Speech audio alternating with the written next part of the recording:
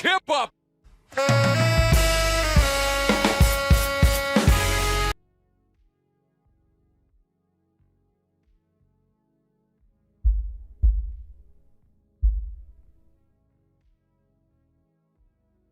Hey, what is up, folks? Hopefully you can hear me well. Audio was being weird for a second just now, but should be. We're going to talk about what happened last night and the frustration, disappointment I've seen. What's up, Maya? What's up? Is it Kalawa? Especially with reading, I'm kind of dyslexic. WrestleMania Night 1 came, it happened. Before, I'm going to walk through what happened in the entire show, step by step. But before we do that, I want to address the my thought process, or my the idea I had about WrestleMania heading into the show. I'm going to argue that WrestleMania is more about spectacle and production, and bell to bell ain't that important. I would always argue that's not the case. There's plenty of great wrestling that happens on these cards over the years.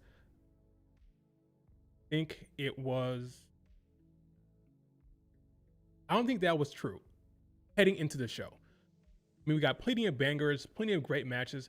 I still believed in the back of my mind that WrestleMania is a place where showcase the in-ring prowess. You showcase the great technical skills, and you can put on bangers in the ring.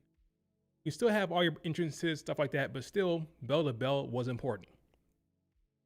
Well, I have to say, hey, what's up?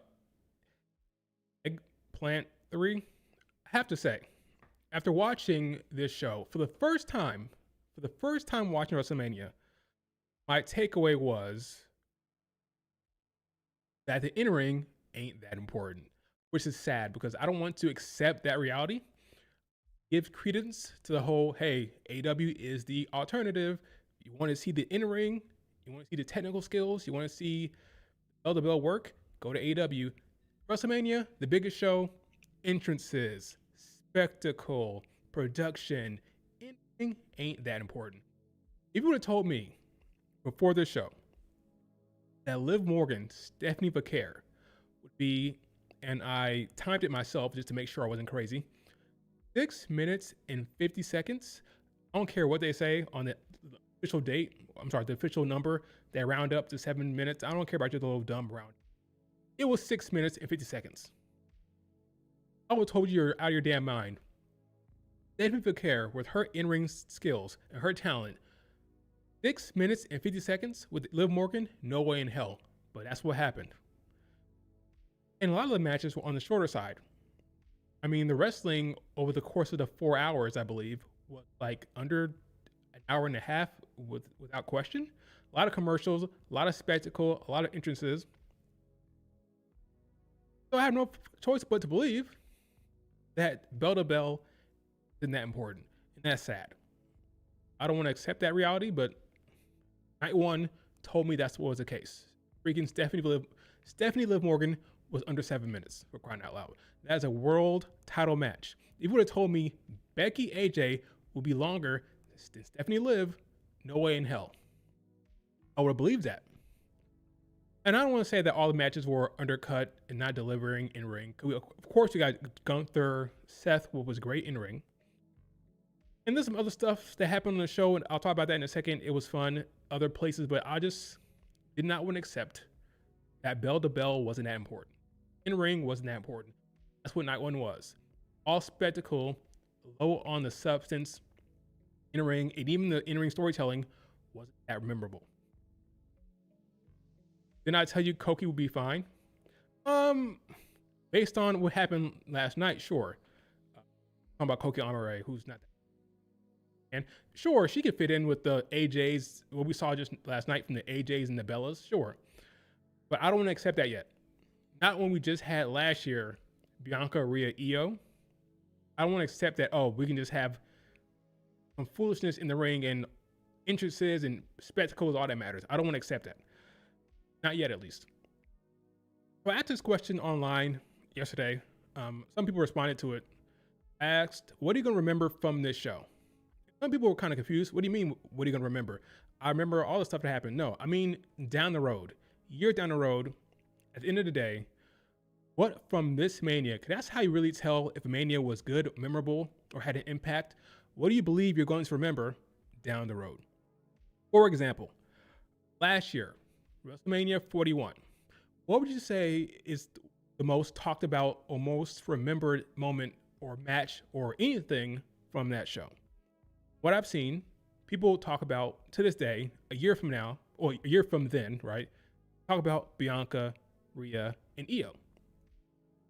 They mentioned how night one main event, the Roman Reigns CM Punk death match, they said that was good. I hear that a lot. And they talk about how bad the Cody Rhodes Cena match was to end the show on night two. Beyond that, that's pretty much it. Those are your lasting takeaway moments. Would have asked me right now what happened on that card, but beyond that, I don't know. Let me refresh my memory. Let's see, WrestleMania 41. I honestly don't remember like that. Being honest with you, let's see what happened. Night one was scroll. Oh, Jay Gunther, not memorable. I remember that match now. He won. I forgot that match happened. Jay won. People were disappointed now. I remember. It was kind of like you really have Jay winning? I remember that. New Day. I can't tell you what happened in that match. New Day versus the War Raiders. Don't remember a damn thing. Oh yeah, Jade Naomi. That happened. Okay, so I'm remembering that. Remember how that match finished. I remember Jade winning. It's kind of short, wasn't it? Like, that match was longer than freaking Liv Stephanie. That match was 2 minutes. Or not 2 minutes. Yeah, 2 minutes more. It was 9:20. Okay, Jacob Fatu, LA Knight. Don't remember a damn thing that happened on that match. El Grande Americano versus Ray Phoenix. Don't remember what happened in that match. Tiffany Charlotte Flair was 19 minutes. God damn. I don't remember a single spot from Tiffany Charlotte. Did Tiffany win with the prettiest moonsault? I don't remember. That's what I'm talking about, right? What are the actual lasting moments, the character beats, the story moments, the matches that actually will stand the test of time? I don't remember a damn thing from any of these matches, but I do remember the main event, Seth, Roman Reigns. Let's go to night two. Io, Bianca, Rhea Ripley. I remember it. Drew McIntyre, Damian Priest, street fight. Don't remember a single thing from that match. Let's see. Dominic Mysterio beats Braun Breaker, Finn Pinson. Don't remember anything from that match. I do remember the Randy Orton, Joe Hendry match. Now that I see that, I remember that. Okay. Joe Hendry went out there, had a nice little moment. Okay. But again, I had to look it up to remember. Logan Paul, AJ Styles. I forgot that match happened. I remember the Lyra Becky match with Becky Lynch getting the pin, I believe. And then next day, Becky turned on Lyra, could have lost the belts. But you see what I'm saying here? Like, what from the show last night are you actually going to remember? Honestly, some folks remember that Paige returned. We've known that the day Paige returned, right? Some remember that Bianca Belair announced her pregnancy. I might remember that Gunther Seth was a banker. Maybe a year from now, maybe, but not like that match had any like big memorable moment beyond the ring was good. But beyond that, I can't say without a shadow of a doubt that I'll remember strongly what happened. Maybe I might remember the main event because the confusion folks had about is it a heel turn? Is it not heel turn? Is it a double turn? Is it a triple turn? I might remember that, but who knows? That's my point. You should have some memorable takeaway moments every year from Mania. Night one didn't have many. As long as WWE is under the TKO, ESPN, Netflix umbrella, this is what you're going to get no matter the stage you are on. That might be the case, unfortunately. I can only imagine how long the Rhea Ripley Jade match will be. Here's the thing about that match. Jade Rhea Ripley had a chance to be the best women's match of the Mania. I'm saying that, but it's possible at this point. Considering how short the matches were last night, they have a chance. If Jade brings her A game, they have a chance to be the best women's match of Mania. It's kind of crazy. Last year, Fiend. Yeah, that's all I really remember. Travis Scott, Fiend. I'm so scared for Rhea Ripley Jade. I'm predicting 10 minutes. Well, it's one less match. Rhea is favored by Triple H. Triple H loves her. They'll give him a minimum of 10. If I had to guess, I'd probably say 10 to 12. Because he loves Triple H. I'm sorry. Triple H loves Rhea Ripley. And you'll get a rundown. Like, you'll get like a meat and beef ab rundown. But then again, talk about it in a second. We'll talk about Liv. But yeah, I'll probably get involved. I'm guessing 10 to 12. Because Rhea Ripley is favored by Triple H. Loves her. Let's go ahead and just walk through some of the happenings of this damn show. Oh, actually, it is this one, but I need to hide. Boom. Cena didn't have much to do. Walked down there, opened up the show. Wasn't that interesting or compelling. Easy night for Cena. Didn't have to do much. But opening match, I was fine with. It was a 6-man match. ISO Speed had his moment. Let's be real about the situation. The opening match was just for the viral moment. They wanted that viral moment, and they got it. I was fine with the opening match. Like, okay, this is this spectacle. You got the Jey Uso and Jimmy Uso entrant in the crowd, having a blast, yeeting all day, you know. Coming down there, having a blast. Got LA Knight entrance. That was fine. But I didn't actually think the match was that bad in terms of the purpose. In-ring wasn't that great. It was just like a Raw match or a SmackDown match. But the whole point was to have Speed have his moment, get that viral moment. I thought Speed handled himself well. One of the few things that they did right was the one celebrity relationship that made sense because Speed had his platform and his streams and that reach made sense. So I was all about that. I was fine with it. I didn't care about any of this, but I wasn't mad. Like, let Speed have his moment. He dives, he hits the frog splash on the outside. Logan Paul. And I thought it made sense.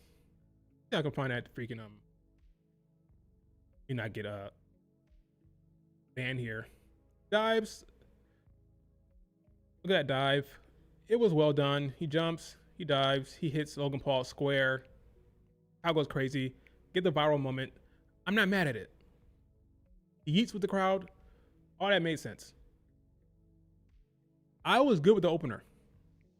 I get it. Get your opener. He gets his moment. Cool. Is AW better than WWE right now? Better in terms of what? My personal enjoyment? Not necessarily. The in-ring is better over there right now. At least they give more emphasis on it right now. Right now, WWE is in a crisis in terms of what it wants to put out there. I'm curious to see how things look after Mania. Will they dial it back? Because right now Mania is about spectacle and celebrity right now. Now that is over after tonight, what will be the creative direction? What will be the case going forward? Less jelly roll, less celebrities, I'm sure. Getting back to storytelling, getting back to in-ring, we'll see. But right now, celebrity, spectacle, ESPN, all that stuff. Next match, again, Speed had his moment. I'm fine with that. I'm fine with that. My guy, Kittle, was drunk the entire show, drinking beer all night long with Halliburton. Kittle needs to calm down, okay? Kittle needs to chill. We get it. You're a drunk. You love wrestling, but calm down. Then now this match was fun. It wasn't like the most exciting in terms of like, oh, this is unsanctioned, bunch of craziness. No, but I thought Fatu and Drew did a good job. It was fun. I like Drew McIntyre's character work. All that worked. It was entertaining as hell. Drew had his got a sword out here. I'm surprised he didn't try to use it. It is unsanctioned, so he might well try to use a sword. I mean, I thought it was a fun match. I wasn't mad at this point. At this point, I'm happy with the show. Drew and Jacob had the toolbox. They had to put out the belt, just took the belt off the ref, whipping each other with the belt. Had the table spots. It was fun. Did it need to bleed? Did it need to blade? No, I was fine with that. I was fine. It didn't have to be the most. Or it had to be. It had to be like an AW unsanctioned match where you got syringes and you're sticking stuff in people's eye. I don't need to see that. I thought it was a fun match. It was fun. It was fine. At this point, solid show. I like the ending of the match with the table spot. Drew, he does the moonsault and puts Drew through this table. I thought I was fine.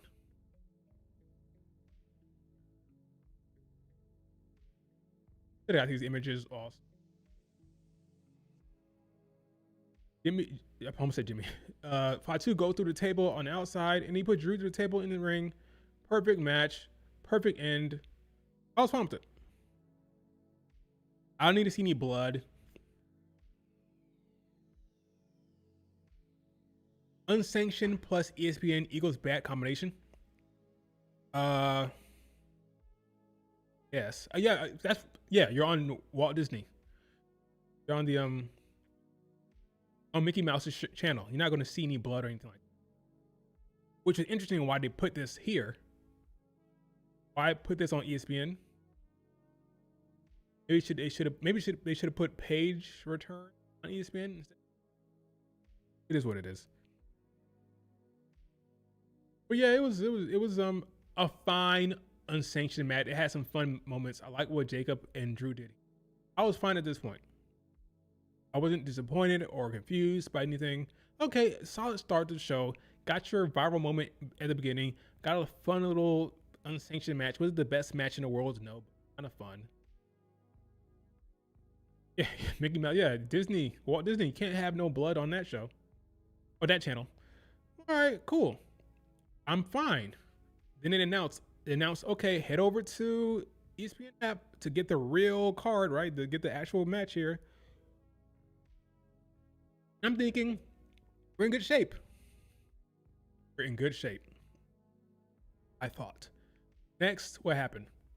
Moved on to tag match. I thought Bliss and Charlotte Flair looked amazing. Again, when it comes to spectacle, production, presentation, the Mania was pretty damn good. I loved a lot of the entrances, a lot of the spectacle. I thought Charlotte and Alexa looked great here. I thought all the women coming down looked cool. It was the bell to bell that I had the issue with. I'm a little nervous going forward, especially with the rest of the Manias, especially with Mania next year being in Saudi Arabia. It's going to be all spectacle again. Here's Bayley and Lyra coming down. They look fine. I thought Lash and Nia look cool. Paying tribute here.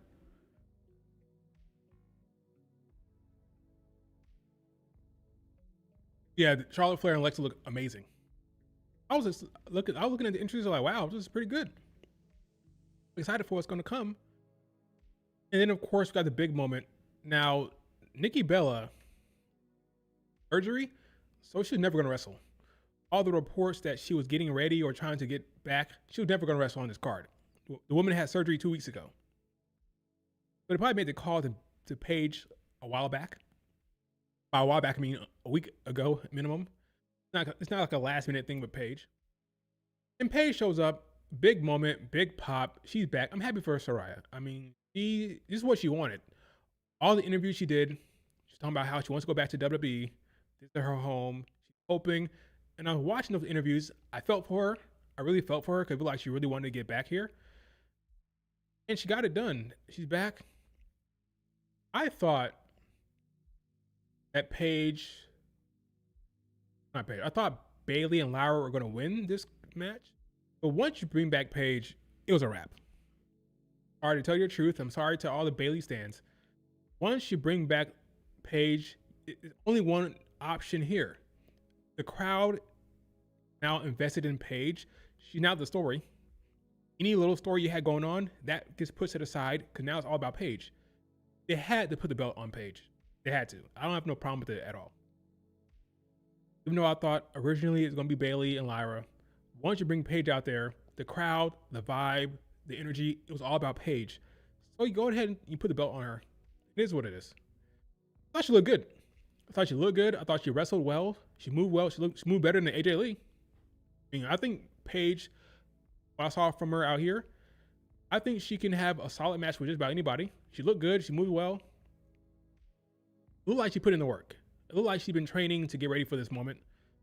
I'm not hating on her Paige at all. She's 33 years old. Got plenty left in the tank. She's full-timer, not a part-timer. Because we'll talk about the part-timer later. If she's a full-timer, I have no problem with her being in the mix, being in the feuds all around here. I don't have a problem with it at all. Let her cook. But I need her to be a full-timer, not a part-timer. If she's a part-timer like AJ, then we're going to have some problems. But if she's full-time, then I'm saying, hey, Paige, let's see what you can do. I thought she looked well. I thought she moved well in the match. I thought she looked good. I thought the Charlotte Paige face-off was awesome because the crowd responded to it. They were aware of what they were seeing. It was good. That means they're invested in her history. They're invested in what she can produce for the women on the roster. Again, she's still not past her prime. So I'm curious to see how it looks. All the women got under 10 minutes. It was a disgrace. I agree. I hated that. Paige always been better in the ring than AJ. She can go. She can move. She's not stiff. She's not awkward. She can go.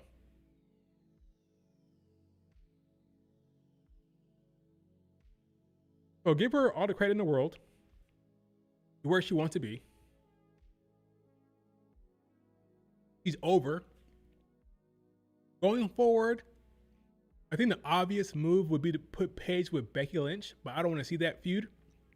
I don't want to see Becky Lynch face all the diva people coming back. I want to see Paige working with maybe a heel turn Bayley, or even going up against Roxanne. I want to see something like that. Don't give me Paige Becky right out the gate. We had Becky AJ Lee. That was a long feud with the part-timer. Let's let Becky face somebody from this era. Give Paige someone else like a Bayley, Roxanne, something like that. Let's change it up a little bit. Don't go right to Bayley, or don't go right to Paige Becky Lynch. Don't do that. Give Paige somebody else. All right, I don't want to see Becky Paige right now. Yeah, but I'm excited to see what she does.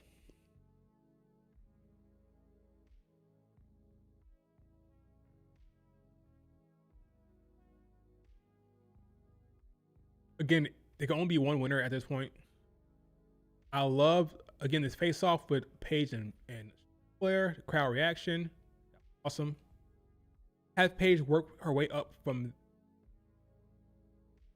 I want to see Paige, well, according to the reports, again, Nikki Bella has a legitimate ankle injury. She'd probably be in the tag division for a bit. She'll be working with Brie. Then once she drops the belts, I could see her going up against some other people, not Becky Lynch, for crying out.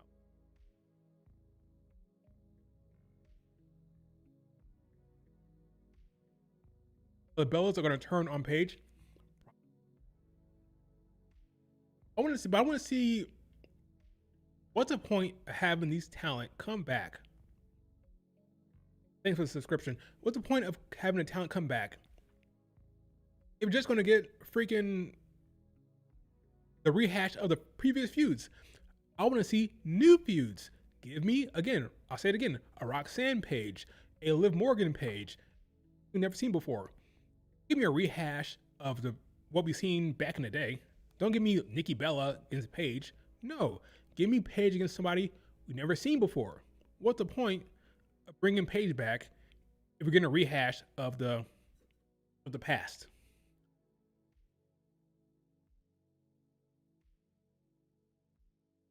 Give me something fresh with Paige. Paige wins. Good for her. great reaction. I'm not mad. There were people online that were mad about this. At this point, I think you're crazy. I mean, it had to happen. What's the future for Bailey and Lyra? I don't know. Might as well split them. Give me Lyra chasing. Let's elevate Lyra to the world title.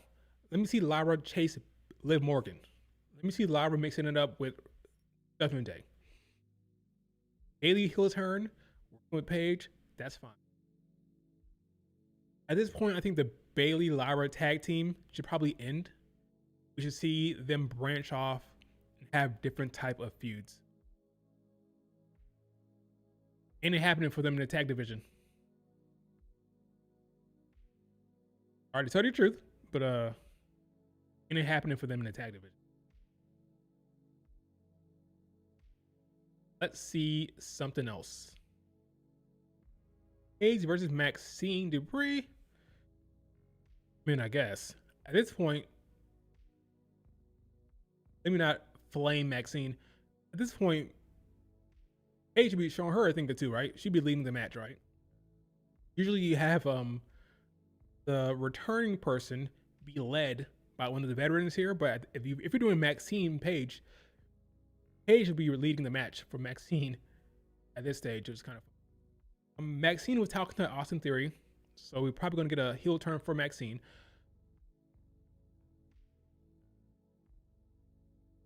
How do I say this? Give me the Hoopers, okay? Maxine, AJ, Bella, and Brie Bella.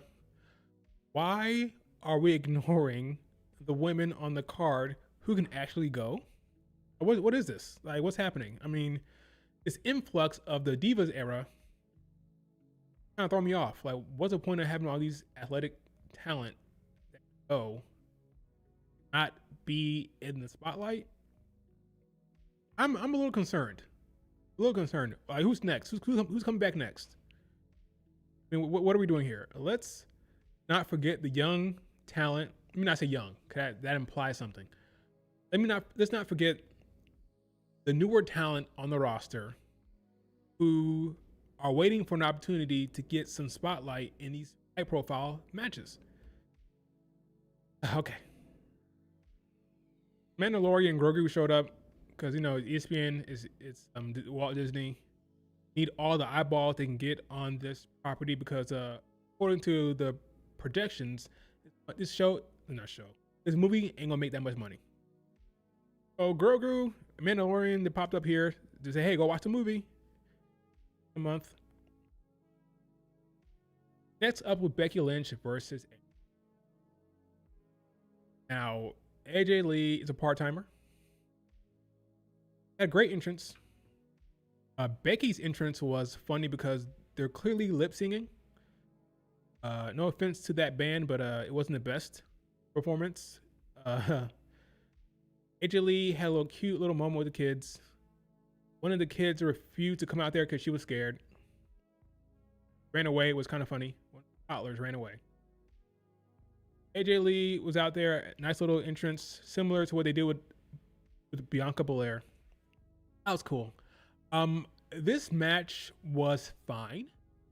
I'm happy that AJ dropped the belt because I don't like part-timers holding the belt. You can be a part-timer, come in, tell some good stories, but holding the belt, nah. Never accepted. Part of the reason why I'm not so keen on Roman Reigns winning tonight. Because if we're being honest, Roman Reigns is a part-timer. This is the fourth match between AJ and Becky Lynch. Honestly, the best part of this match, for me, pull it up here in a second. For me, the most compelling stuff was Becky versus Jessica Carr.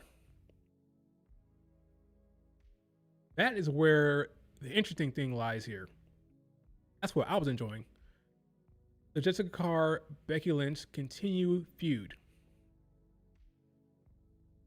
That was the best part of the match for me. At this point, on the Raw after Mania, I want to segment where Becky Lynch goes out there to gloat. She calls out Jessica Carr.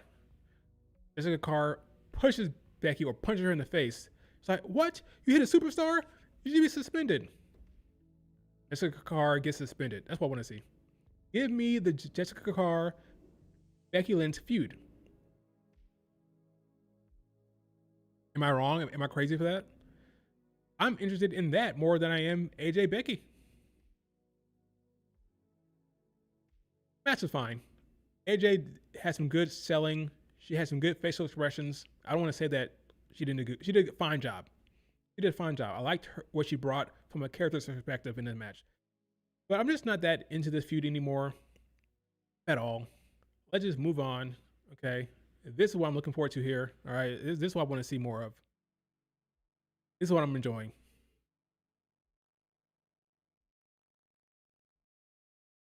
So this means we get Ref Jess versus Becky at some point. Hey, Jessica Carr has been wrestling. Unevolved. She's been wrestling under a mask. She's been put in the work in the ring. Give me Jessica Carr, Becky Lynch at SummerSlam. I wouldn't mind it. Not for the title though. Not for the title. I wouldn't mind it one bit.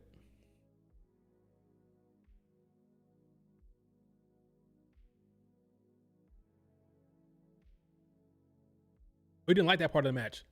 That's when I was invested in it. I was invested in what Jessica Carr was going to do. They had a bit of a shoving match.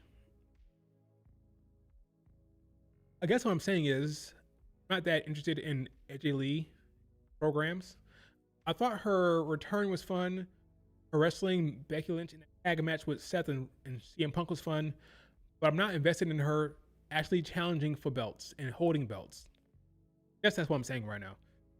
I was fine to see something match between Jessica Carr and Becky. I thought it fit well, the story. I thought it worked well for what they were doing.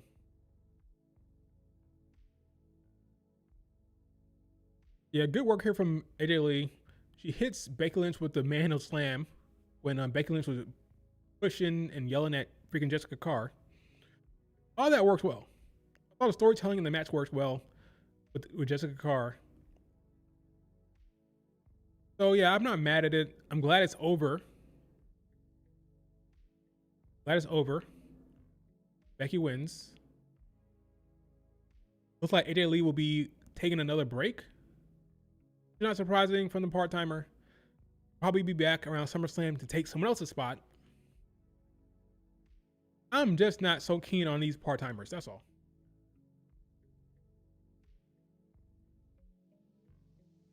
But you'd probably be back at SummerSlam to take another spot.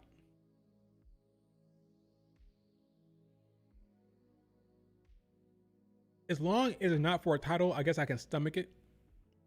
Yeah. Give me less of the part-timers. Give me more hoopers. What I say. This match was fine. Julia will never make a PLE like this. Well, fortunately for her, doesn't have the name recognition. But I would love to see her in the spot. You have to condition the audience.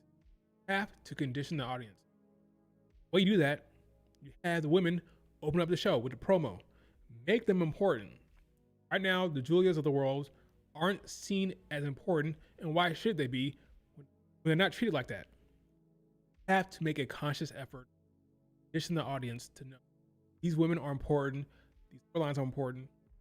So when she shows up, she'll get a reaction because they know, oh, she's an important person right now. Why would they care about Julia when creative doesn't?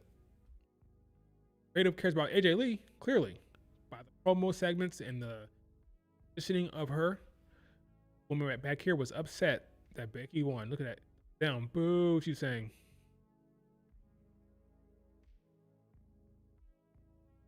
But we need to see some type of resolution between Becky and Jessica Carr needs to come. I don't know what exactly, but need to be some type of resolution here. Give me a match. Give me a segment. Give me something. Then I'm late as shit. Yes, you are, King. What's up with you? I would love to see JC Jane take the title off Becky. Let's stop for a second and think about that. Who do you want to see Becky Lynch lose to? That'd be a big spot for JC Jane. I can see them doing Soruka right out the gate. I see her. I would prefer that for Soruka than to push her straight into the main scene. Did with Tiffany. So taking on Becky would make sense. JC Jane also makes sense. Kairi Sane getting the belt down the road after the Asuka Io Sky thing is done. After that story, love to see Kairi winning the belt and having a little bit of a run. It won't be a long run. I would love to see a Kairi Sane run at some point.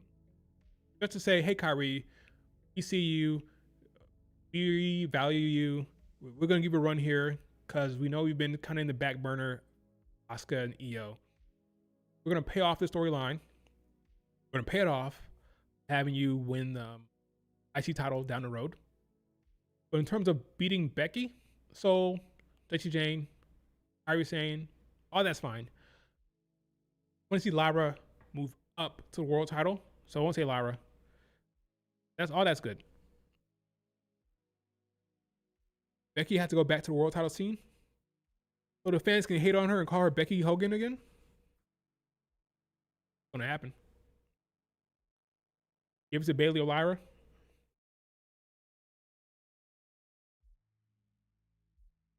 Bianca says, fuck creative for 2 years. We'll get to Bianca Belair in a second. Get to Bianca. Next match, Becky wins. Once again, they showed Kittle drinking beer. The man was out of control. After that, it was Gunther, Seth. This is the best match on the card. It was a banger. Knew it would be. They weren't gonna get a short match. They got like 15 minutes, and rightfully so. It ended how I thought it was gonna end. I had Braun Breaker coming down there. I had Braun spearing Seth, and that's what happened. All went well. No complaints really. It all makes sense. Need to get back to Seth versus Braun Breaker, and this set that up. Also need to have Gunther winning so he can say, hey, Paul Heyman, I won the match. I did what I was supposed to do. Now you owe me a favor, which would probably lead to Brock Lesnar down the road.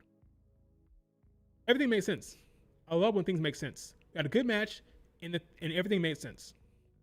Perfect. There'd been more of that on this card. You know, things making sense. Gunther wins. Where was the I skipped the Braun Breaker spear? No, I didn't. Oops. I'm happy to see a healthy Braun Breaker. I want to see Braun against Obafemi at Mania next year.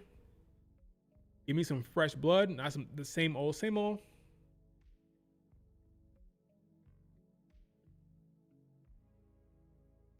They're choked out Seth.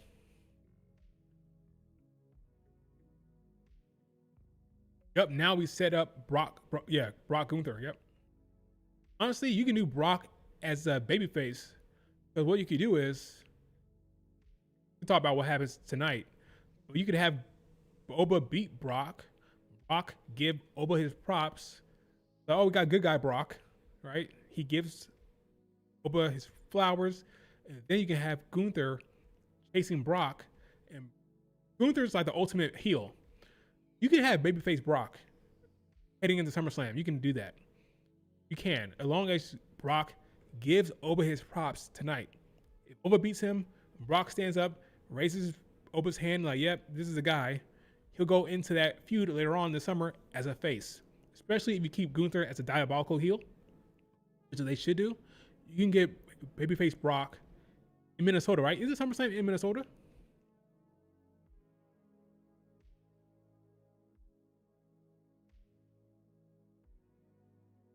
I'm not the biggest Brock fan, but creatively you can do it. You can have him be a face in that match.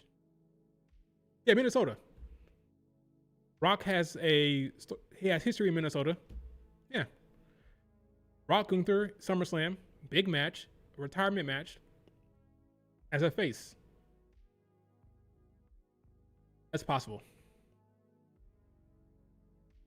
You can still have Brock win and make Oba look good. Yeah, but at this point, if you would have asked me 3 weeks ago about Brock, Oba, I'd say Brock wins. But now, at this point, considering the crowd reaction and the fan reaction, this set it up for you. Just set it up for you. Just do the win. Get the W for yourself. Don't let the fans be disappointed. Don't let the fans be flat to start the show. That's what happened. If Oba Femi loses, the crowd will be flat, disappointed. Don't start the show that way. Have Oba Femi winning, and you can always do Mad Brock on the Monday after the show. Tomorrow, you do Brock being upset, attacking Oba if you want to do that. You want to do that, but don't do Brock winning tonight. Just have Oba win, take the W, take the win, let the crowd be happy to open the show. Don't have the narrative be, oh, they didn't want to pull the trigger on Oba Femi. Don't do that. Just take the W. Take the W and worry about what happens after that next. At this point, it'd be a mistake to have Oba Femi take a pin. It'd be a mistake. But yeah, Braun Breaker showed up. Spirit Seth. All that makes sense. No problem with that. Looks up that Braun Breaker, upset. All that works well. Great match. Great match. Pedigree on the table. Oh, that was good. No complaints. No real notes here. Match of the night for sure.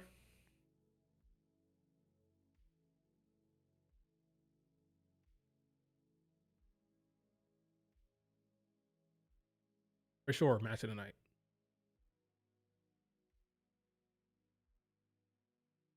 Oba still has time. I agree, but just take the W. Don't overthink it. Like, why do you have to protect Brock right now? Like, what do you get out of having Brock be Oba Femi? Like, what? Brock is established. It won't hurt Brock. He's been around the block. He's untouchable. He's not untouchable. He is what's the phrase? He can't be hurt by losing. He's bulletproof. He's Teflon. He's fine no matter what happens. Having Oba beat Brock is fine. Like, what's the downside? Like, what's the downside of Brock losing? There is none. We'll just have Brock lose to Oba Femi and take the W with the fans. Let the fans be happy for once. Okay, let the fans be happy.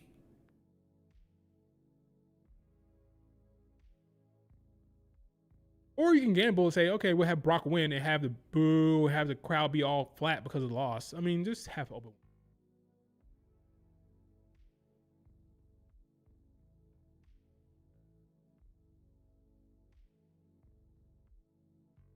Brock has nothing to lose and nothing to gain, pretty much. Put over the young talent. Breaker ran all the way down the ramp to spear Seth. Kind of funny. It probably should have been cooler than it looked, but it was fine.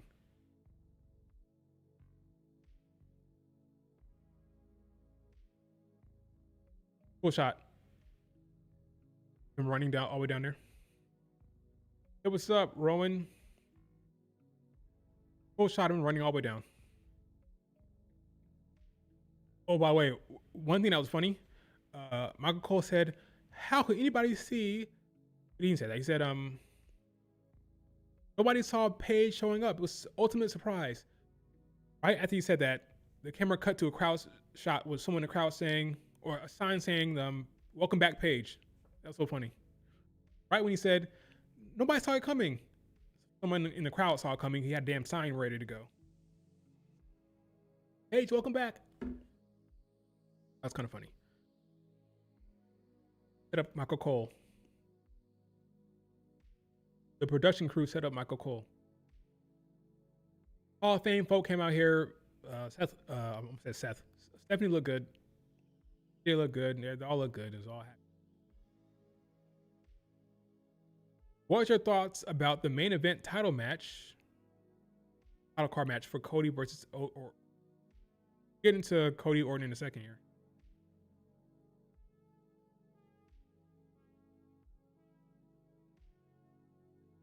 Liv Morgan, Stephanie Becaire.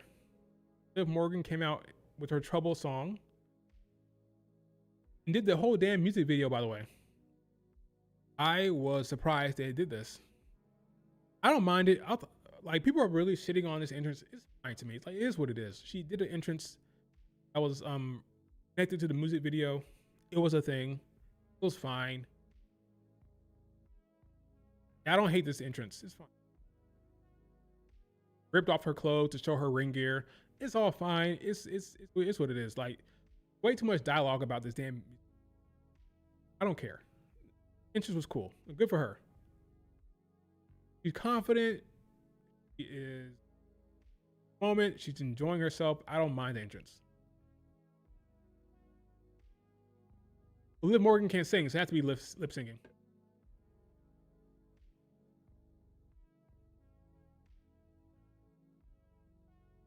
But the entrance was a WrestleMania entrance. So again, entrance, spectacle, presentation, that was all good. Oh, that was good. The in-ring bell to bell is the issue. Stephanie came down there with a bunch of confetti. It looked kind of cool. Look at that. That was on that. Looked amazing.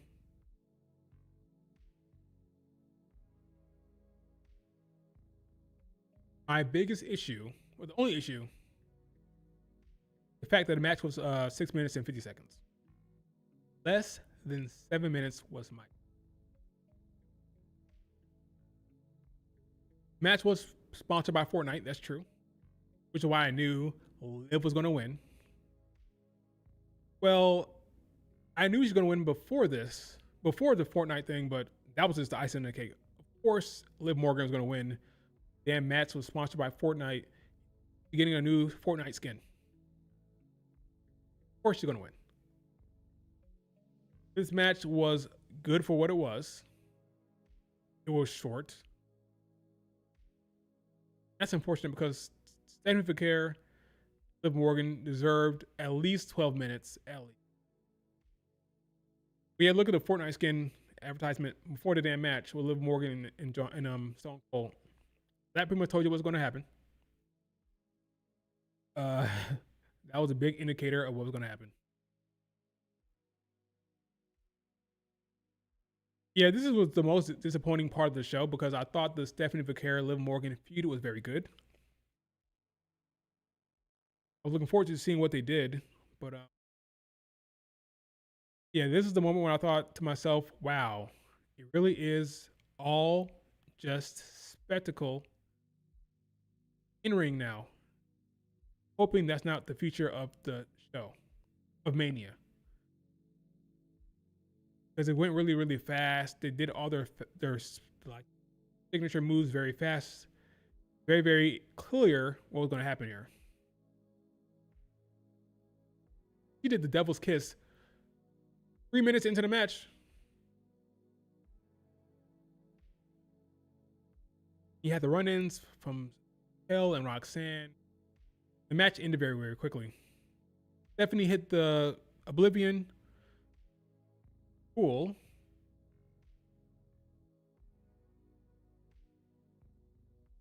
Yeah, it's unfortunate. Maybe we'll get Stephanie Becaire, Liv Morgan at Backlash. The match be a little longer, maybe. I don't know, but it was very unfortunate what they did to these. Here's a reaction to the kick out of the Oblivion. Oh my gosh, she kicked out, right?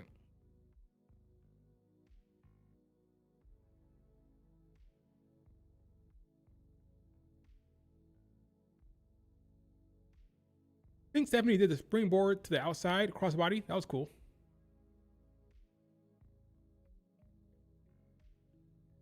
She did. Cool to see. Roxanne, the only great thing on the show. Sponsor need to get paid.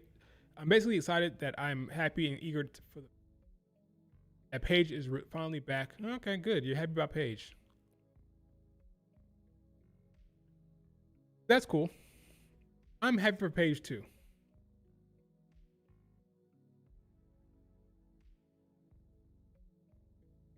Liv Morgan wins 6 minutes and 50 seconds. Dom came out there to congratulate her. Judgment Day stands tall. Yeah, this match I don't think will be remembered at all because of how short it was, which is unfortunate because you have freaking Stephen Fakir, best in the ring. He doesn't have a showcase at all. But Judgment Day stands tall. Short match. Very, very disappointing. HBK, the only person that cares about women. Being the head of creative is a tough job. I don't think Triple H wants to have the match be short, but I feel like the reality situation is I don't know the behind the scenes, what's going on with the advertising and the commercial breaks and all that. Yeah, it's just very, very, very, very underwhelming and disappointing. I don't know what's going on backstage. What's actually happening? Why are these matches? Because there wasn't this match. All the matches are short for the most part, except for main event and Seth Gunther. All of them were kind of on the shorter side. But this is a world title match. There's no way a world title match should be 7 minutes. I don't care if it is. I don't care if it's a women. I don't care if it's a men. World title match should not be 7 minutes. Disappointing.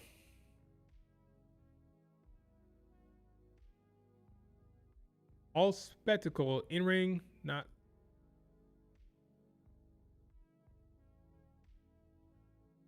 It was a joke. Bianca comes out there. Bianca's there to announce her pregnancy. I don't know what's going on here. I was confused at first. Like, what's she talking about? What is she about to do? What is she hinting at?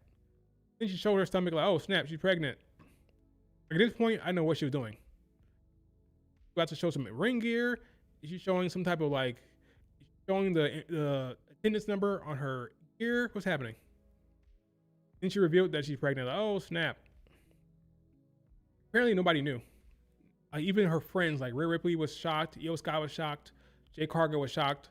Like, all the talent didn't know. They were keeping it a secret, apparently.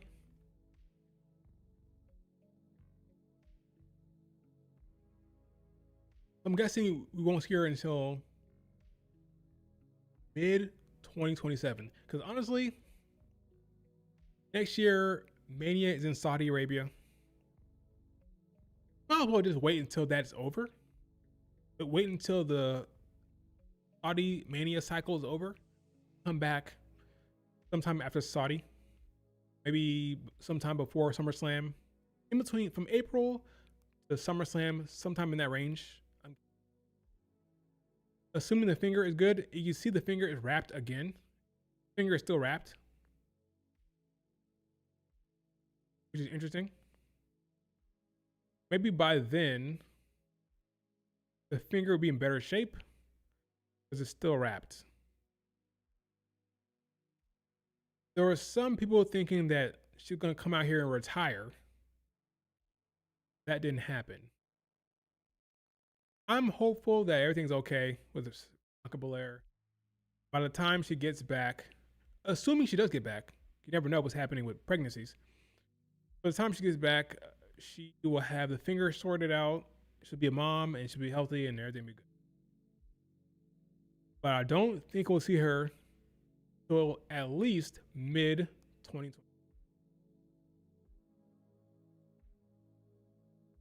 Naomi will be back for Bianca. Yep, I agree.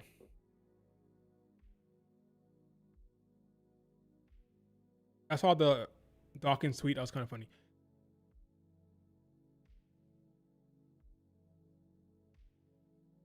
That was funny. Paige stands got no excuses now. Elaborate on that, King. What do you mean by that? They got no excuses? In terms of what?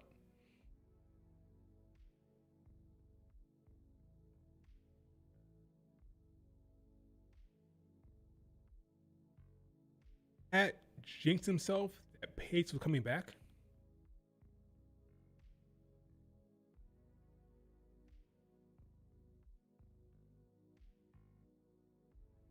Good for Bianca. My favorite wrestler will be out for another year minimum. Do I need to move on from Bianca Belair? I can never. I can never.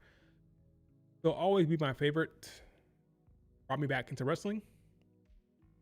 If you were asking me right now who's my favorite female wrestler, not Bianca Belair at this point.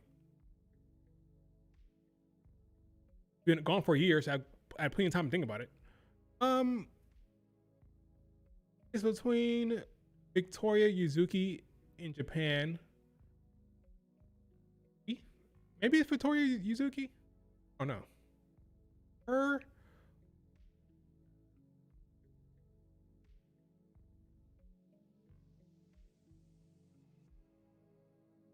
Maybe it's Cerise still. No, I don't know. I gotta think about it. If you put a gun to my head now, probably Victoria Yuzuki from. Let's move on. When is Bianca Belair going to cost Rhea Ripley and EO the tag title? Oh, Bianca Belair. First of all, I said that's what I would do. What I would booked. Clearly, that ain't happening anytime soon because I don't even know the status of her finger. So, yeah. Don't know the status of her finger. So, Mania in Saudi. Come on. Finally, we get Cody, Randy Orton. What a mess. Pat comes out. The beginning of this match annoyed me. They had to get Pat out of the way somehow. They had Pat McAfee attack Cody Rhodes before the match. Then Jelly Roll put Pat through the table. Like, yes, now I have your one-on-one match now. Like, so stupid. All of this was unnecessary. It really was. Randy Orton's entrance. Let me time it real quick. Let me see.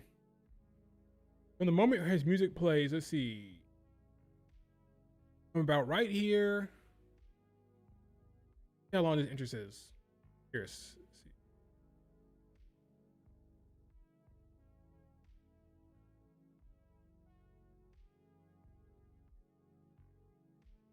From the moment he comes out there to the moment when they start playing Cody's music is 6 minutes.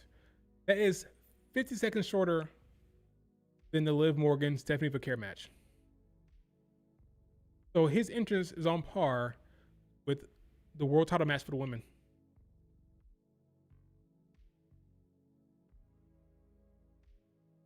I thought Cody's entrance was awesome. Look how badass this is. Cool. Different eras of Cody. Gold Dust. You got the old school Cody Rhodes in WWE. Got American Nightmare stuff. I mean, it's all cool.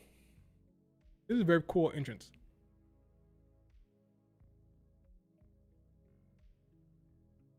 It's dope. Keep Pat tweeting everything he was about.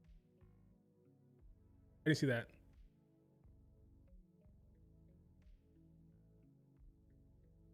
This is cool. Look at that. The smoke and the framing of the shot. Very cool. The wrestling in the ring was okay.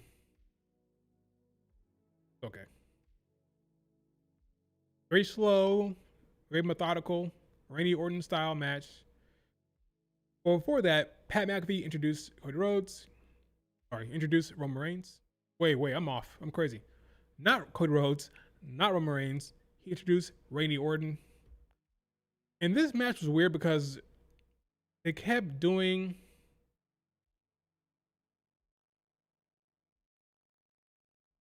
I don't know how to describe it. During the entire match, Cody was working as more of a heel. And I get the idea of the match. I get the storyline. The point was Stephanie challenged Cody Rhodes to be more. By the way, here's Jelly Roll. Jelly Roll taking out Pat.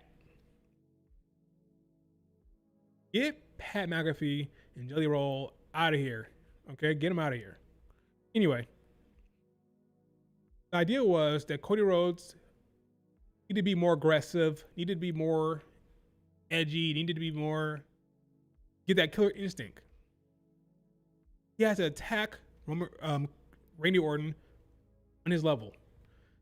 Listen to the voices. So I get that. I get the heel work from Cody Rhodes. What I did not understand was the babyface work Randy Orton.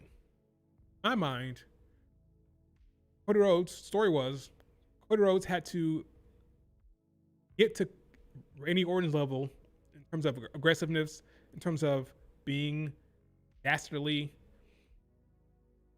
I thought they both would be doing that. But what happened during the match was Randy had the back injury. Cody Rhodes was taking advantage of it.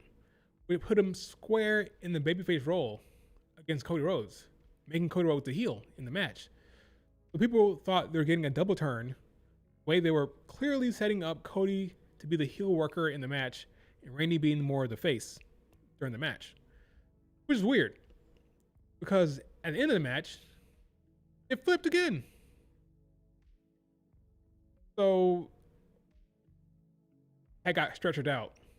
Then Noel sold the injury later on by running down to the ramp, running down with a freaking cartoonish neck brace. This storyline with Pat and Jelly Roll never made any sense. Anyway, Cody working as a heel was fine, but Randy Orton working like a face didn't make much sense. They both should have been being heelish, seeing who could one-up each other, who could be the most dastardly during the match. That's what they should have done. Anyway, Cody Rhodes taking advantage of the bad back. Randy Orton gets busted open. And I really feel sympathy for him. Really feel bad for Randy Orton. Look at him. Look at Cody standing over bloody Randy Orton. You're like, Randy Orton is the poor guy here, and mean guy Cody Rhodes taking advantage of his bad back. I didn't get it. Randy has been listening to the voices the entire time. So why is Randy working like a face right now? They both should have been working like a heel. Cody Rhodes trying to reach Randy Orton's level in terms of being a dastardly heel during the match. Or like just doing like heelish stuff. That's what should have been happening. Every time Randy Orton took it a step further, Cody Rhodes tried to match him in terms of being like, listening to the devil on his shoulder. Listening to the voices.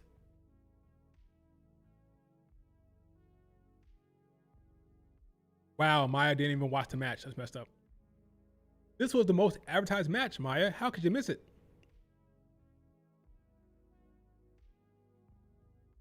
So at the end of the match, because nothing Pat does makes any sense, right? End of the match, Pat runs down there because Randy RKO's the ref. Poor guy Randy right here. He RKO's the ref because he doesn't know who he is. And Pat runs down there. I'm like, Pat, why are you slow counting? Makes no sense. You are now the ref. You should be fast counting this damn match. Makes no sense. Like 1, 2, like Pat, do you want Randy to win? Makes no sense in context. That's why I hate this kind of stuff. I hate when there's like celebrity refs or like celebrity or like a ref that wants someone to win, an impartial ref. Why are you counting slow? You should be fast counting. You should be like 1, 2, 3. So he counts slow. Randy's like, I'm guessing Randy's like, what the hell are you doing, dude? Like, why are you counting so slow? So you didn't need freaking RKO's Pat for good reason. Because if I'm him, I'm mad. Like, why are you counting so damn slow? Nothing Pat did during this feud made any sense. The RKO's Pat, the crowd goes crazy. Now it's firmly babyface Randy right now. It feels like. For RKOing Pat McAfee.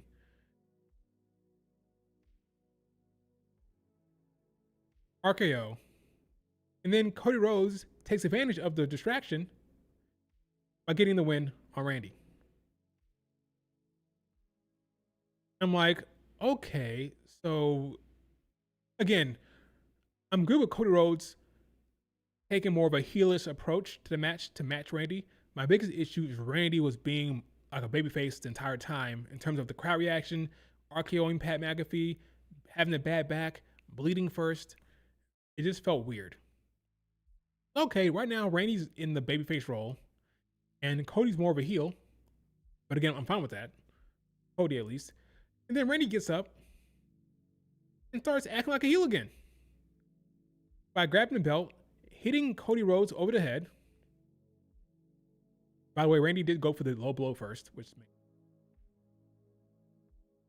he grabbed the belt, hits Cody Rhodes, then he punts him. That's the end of the show. I just don't quite understand what they were doing.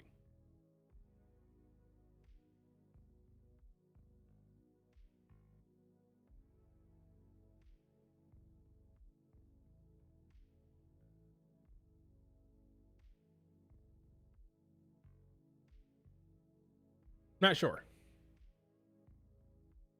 So now you have Randy as a heel, which makes sense. That's fine. But that's not the story of the match. They got Cody back as a face, which is fine. But that wasn't the story of the match. I don't understand what the purpose of any of this was. It's all confusing. Good news that Pat is gone. Pat said if Randy lost, he would quit or never be seen again. Okay, so Randy's a heel again. He's standing tall. He's happy. He's smiling. Pat's gone. Yes, so you should be happy about this? I don't know. It's all weird. I could see Backlash being Cody, Randy Orton, with Randy beating him at Backlash. This story ain't over. It's nor close to being over. I can see Randy getting a rematch very soon. I do believe Randy will beat Cody Rhodes. That's going to happen. Randy will beat Cody. They just decided not to pull the trigger here. Story of the match made no sense. It was like a triple turn. Again, just to reiterate, I'm fine with how they book Cody. Could make sense because Cody had to become the devil to match Randy Orton. I didn't love how they positioned Randy as this poor guy who was injured and bleeding, and I didn't like that. Both should have been at a 10 out of 10 with the devilish work during the match. Whatever. It is what it is. The match happened. Pat's out of here. Jelly Roll was gone, I would hope. Yeah. Pat McAfee slow counting was stupid. Jelly Roll coming out there to take out Pat and then not coming back out there was stupid to take out Pat again. Cody retains. Whatever. Night one ends in a weird way. I thought the match was fine. Was it a banger? Not really. It was slow. It was methodical. It was deliberate. It wasn't the most exciting match. There was good moments in there for sure, and it wasn't a stinker. But it was. I would put Seth Gunther and probably even Jacob Drew over this. Overall, night one was it felt more like a Raw Mania in ring. The presentation, the entrances, that was all great. But the in ring felt like a Raw.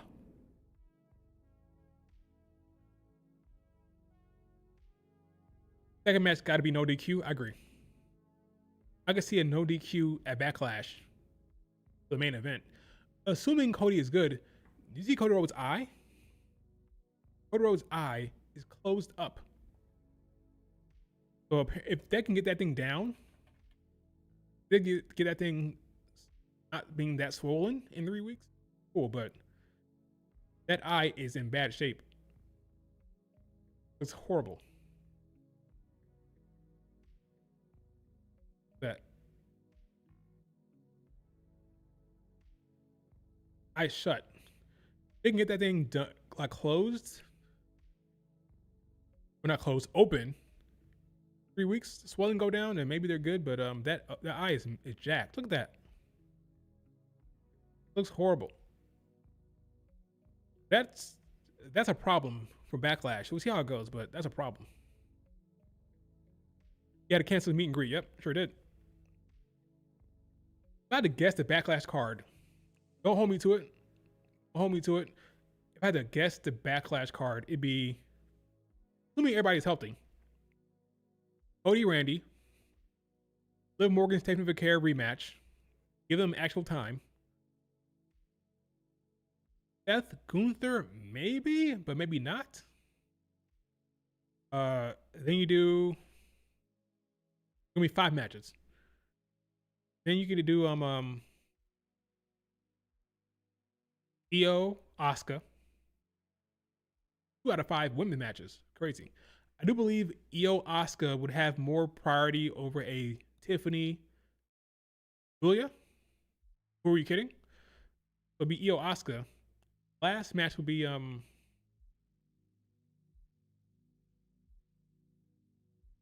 me not forget about night 1. Yeah, let me not forget about night 2. What's gonna happen tonight? What tonight could lead to Backlash? Not Roman CM Punk, that's for damn sure. Rick Sammy rematch, maybe?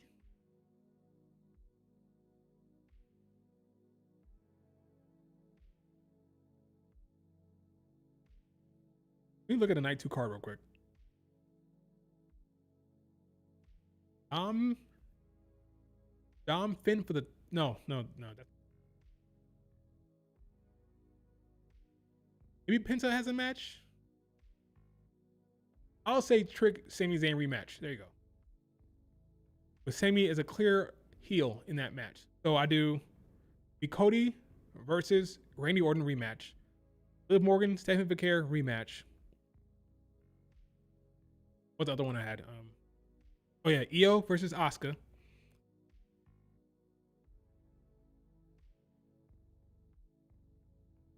Trick Sammy. Last match was what again?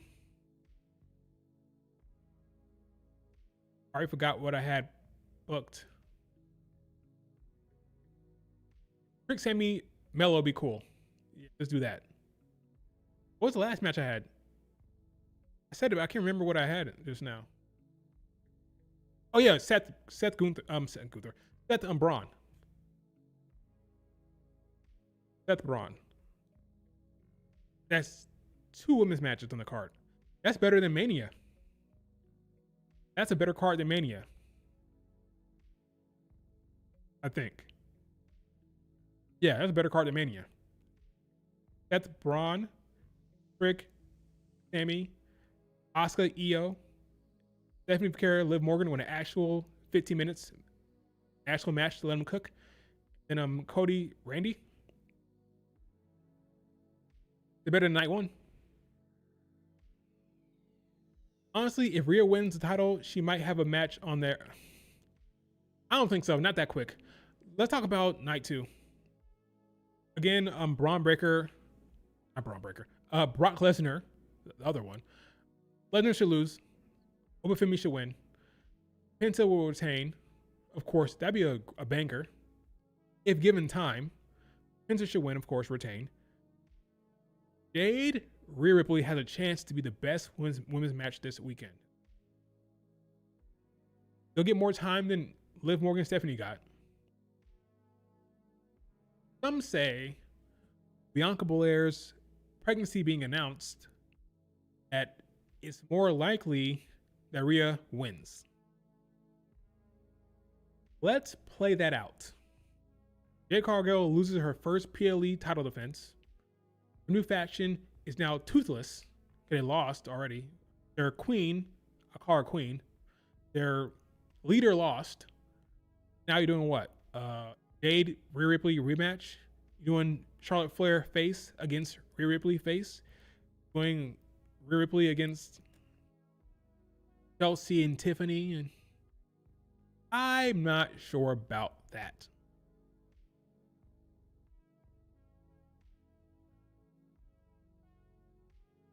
I still say it'd be crazy to have Jade Cargill lose her first PLE title defense. That's damning. What's up, Adam? That's a damning move. But if you have Io come down there to even the odds, which will happen, look, I just don't. I don't feel it in my gut that they're gonna give up on Jade right now, especially when they've been teasing Charlotte Flair, Jade. Here's the thing: Charlotte Jade can go all the way to SummerSlam. That feud can go all the way to SummerSlam easily. Freaking Charlotte and Jade Cargill. That can go all the way to SummerSlam. Call up Sol Ruka, you call up JC Jane, put him on SmackDown. More blood there, so that's some interesting stuff there. Tiffany is in the mid-card scene right now. She's chasing Julia, which makes sense. I just feel like the Charlotte Flair and Jade Cargill thing has to happen. They've been putting it off for long enough. I feel like Charlotte Flair, Jade Cargill is a SummerSlam program. I think Charlotte Flair is hot right now as a face, loving her face work. So for the first time in a long time, a title match, Charlotte Flair would be cheered, not booed. But yeah, I think they just do Jade Cargill, Charlotte. You don't have to panic. That's what I'm saying. You don't have to panic.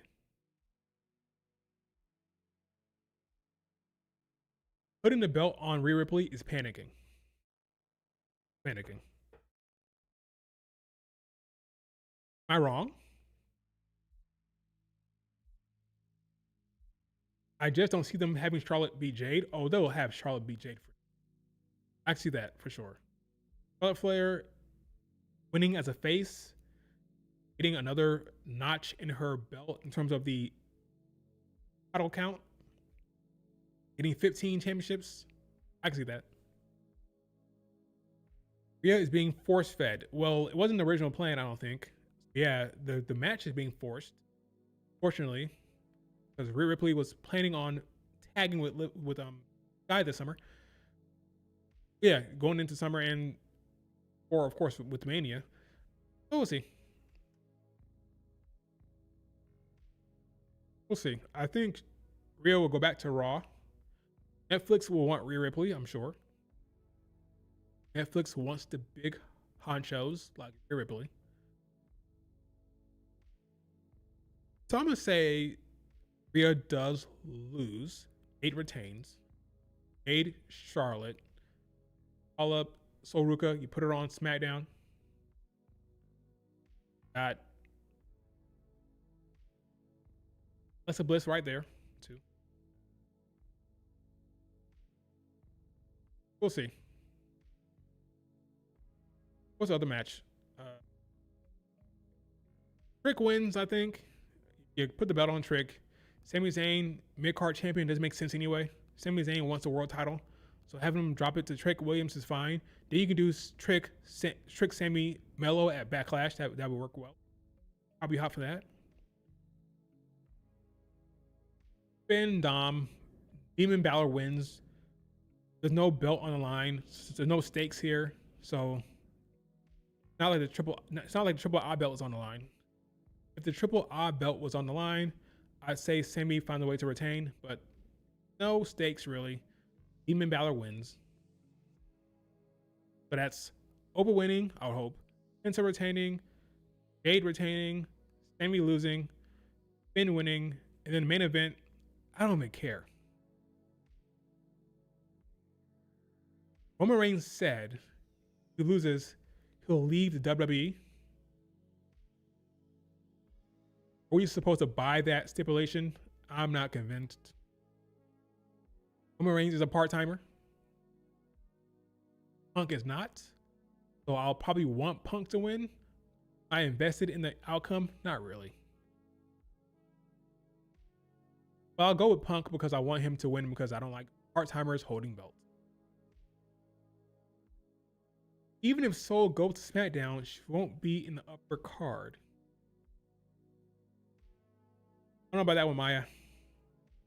Triple H likes Sol Ruka. She was a final 3 at the Rumble. If Tiffany can get the push she got, Sol Ruka can get the push as well. I can see Sol coming in right away, mixing it up with the Charlotte Flairs, Julia's and the Tiffany's and the Kiana James. Actually, Sol Kiana James would be kind of cool to see. I can see her going right to the top and mixing. I see her having a winning streak, similar to Tiffany. I can see her beating Tiffany. Like a Tiffany.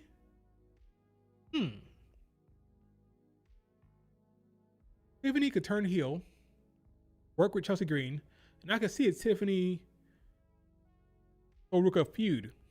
I can see that real easy. That's a money. That's a money feud. Two athletic women, two new faces, Sol getting over by chasing Tiffany in the mid card. That makes a lot of sense. You have Julia with Kiana James. Maybe there's a feud there because Kiana turns on her. You can do Sol Tiffany. Sol Jordan Grace. That works well for me. I actually think Sol on SmackDown makes more sense because right now on Raw, Liv Morgan has the belt.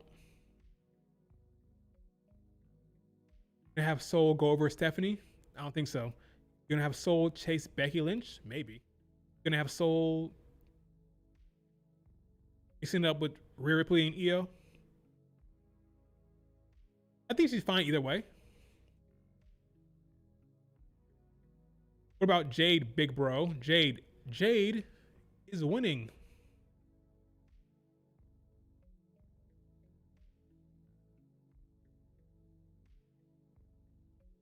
Who is Jade facing as a babyface though? Jade being the heel. Heel Jade will be facing Charlotte Flair. I truly believe Charlotte Jade is the big money match for Jade right now. They've been teasing it forever. They've been teasing it forever. I mean, when I say forever, I mean forever.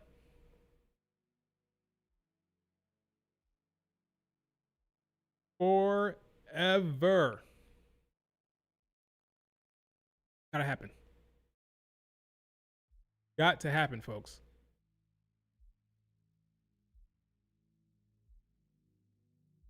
So the question is, when?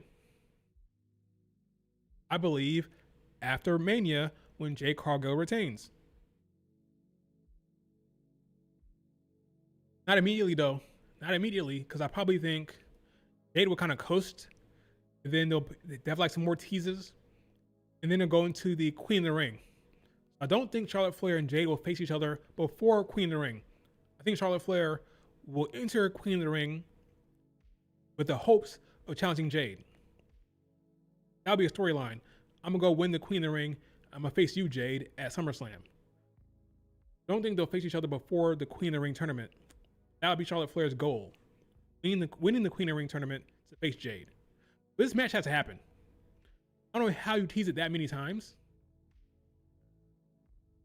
They literally had Charlotte Flair walk away from Jade in the segment. Jade had to go chase her down. She's like, get out of my face. Get out of my face. Charlotte Flair was not interested. And Jade went and chased her down.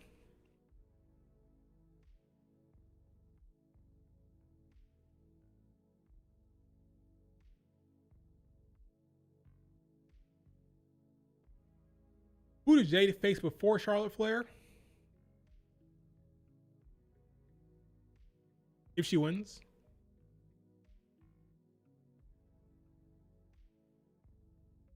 I don't know. Alexa Bliss?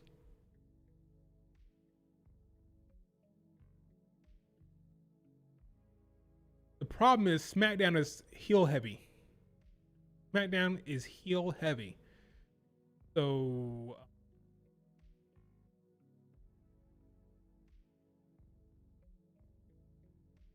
yeah, I don't know. Maybe so you sitting over Soul. Remember, Jordan Grace was new to the scene and she faced Jade Cargill. Maybe Soul goes over there. Maybe send Lyra over there. I don't know. I don't know. Yeah, I know Jordan Grace already lost. Paige a heel now? That's a good question. I'm not sure. We'll find out later. Kind of like a tweener, maybe. We'll see. There's time. We'll hear from her on Monday, I'm sure. And then we'll know. This roster is awful with faces. Kind of. Kind of. But yeah, this match has to happen. I can see Julia turning face here soon. So losing to Jade in her first big feud would certainly get a reaction from the IWC. That's for sure. But they're going to react no matter what. They're going to react no matter what.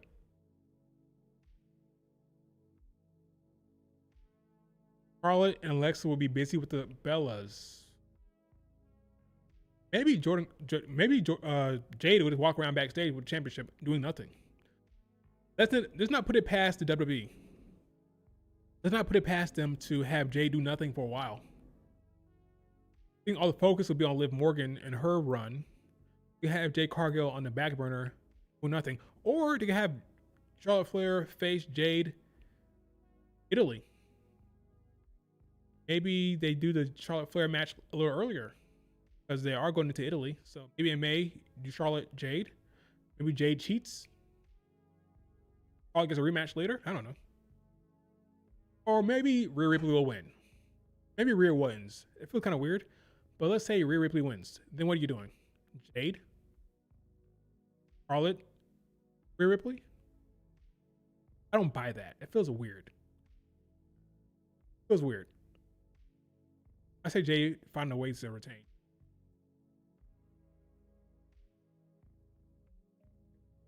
Yeah, beyond... Like, what am I actually invested in tonight? I'm invested in Obafemi winning. I'm invested in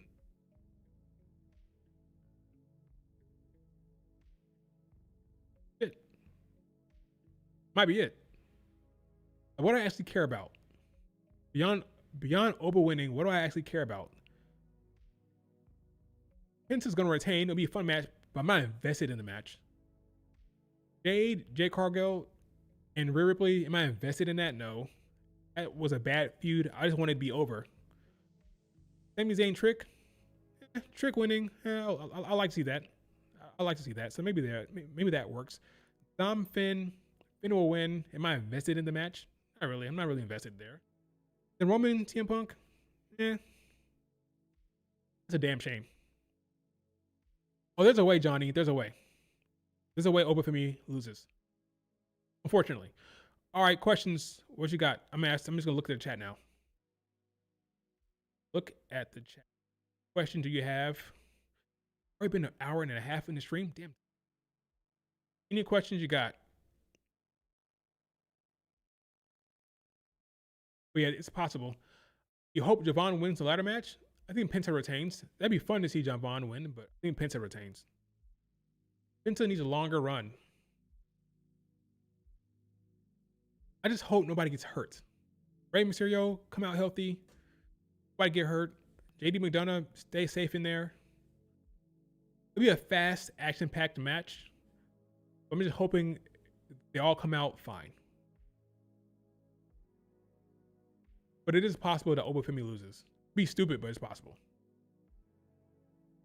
It's for sure possible.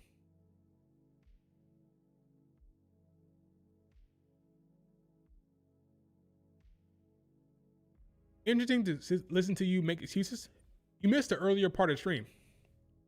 I said the WWE is all spectacle, no in-ring.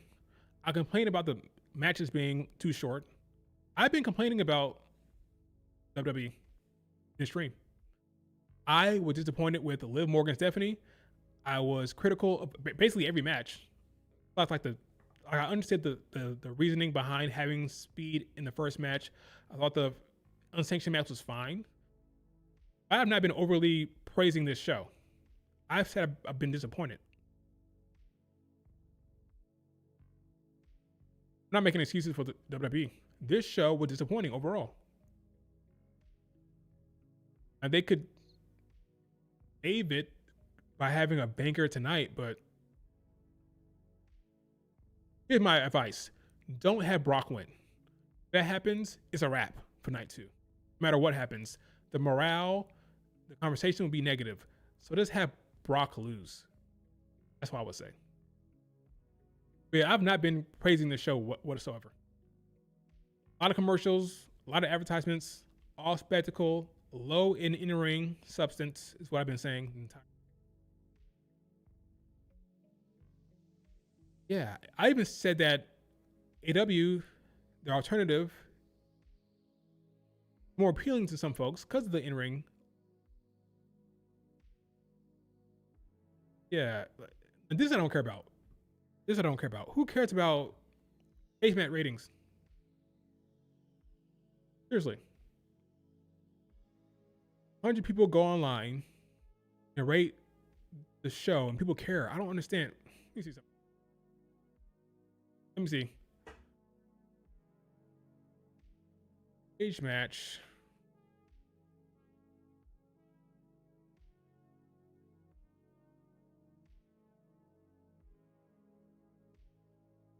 Of all the millions and millions of people that watch the show, watch WrestleMania,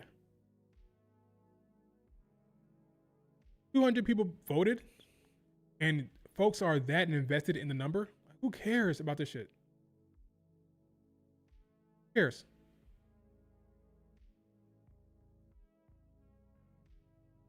I just don't understand why cage match ratings are dominating the narrative. IWC, I don't understand.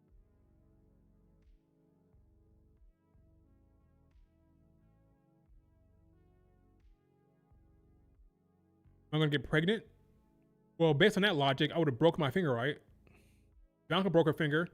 I'll break my finger too, right? AW 20-minute matches and no story. Triple H has great stories, then give them I wouldn't say great stories. I think some of them have been solid. But yeah, the lack of in-ring storytelling and the lack of in-ring time is silly. AW has a lot longer matches.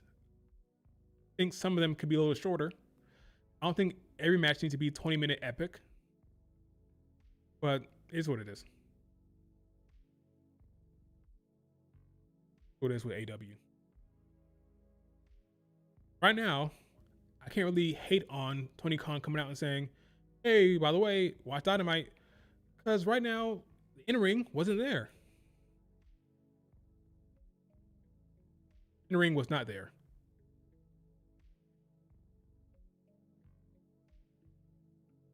Which is sad. It really is.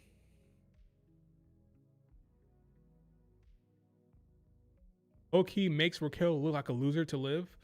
Raquel's getting help by Liv, losing but Liv getting help by Raquel is winning.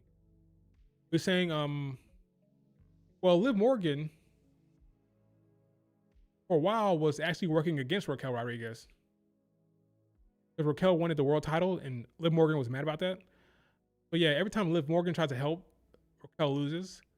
Most of the time, when Raquel tries to help, Liv Morgan wins. So that's a story that can go. They can go with later on, with Raquel turning on Liv Morgan. There's plenty of Judgment Day stories they can tell with Raquel and Liv and with Roxanne. I could see ultimately Raquel turning on Liv Morgan. How would the crowd respond to that? I don't know. They respond heavily to Raquel. Would they actually support her as a babyface? But Raquel been doing great work. I was kind of disappointed for her for not having a Mania spot. I think she put in a lot of good work for the last 6 months. Yeah, I could see Raquel turning on Liv Morgan within the next 6 months for sure. See if they pull the trigger on Raquel. Giving Raquel and Roxanne the tag titles again? Why? So Judgment Day can hold all the gold?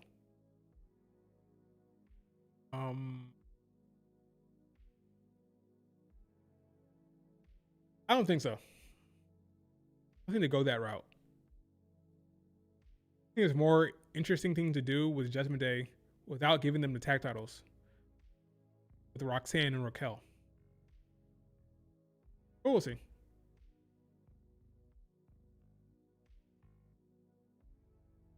Night could go very, very wrong. very, very wrong. I'm hopeful. The last night, again, it's not that memorable. I don't think you're gonna remember anything beyond. Well, I won't remember anything beyond. Let's see. Pregnancy announcement. Age returning. Might remember Seth and Gunther had a banger. Beyond that, this Mania is kind of forgettable. It's gonna be kind of forgettable. So, especially in ring. I'll probably remember AJ Lee's entrance with the girl. That was nice to see. Probably remember stuff for the entrances. On that, when it comes to bell, it's not that memorable, which is unfortunate. How can I get on my my pedestal or get on the stage and say, "Hey, women, you guys should go to WWE because they're going to give you time and attention," and then turn on Mania and watch what just went. I gotta be quiet for a little bit. I'll be quiet because Liv Morgan, Stephanie got 6 minutes and 50 seconds, which is unbelievable to me.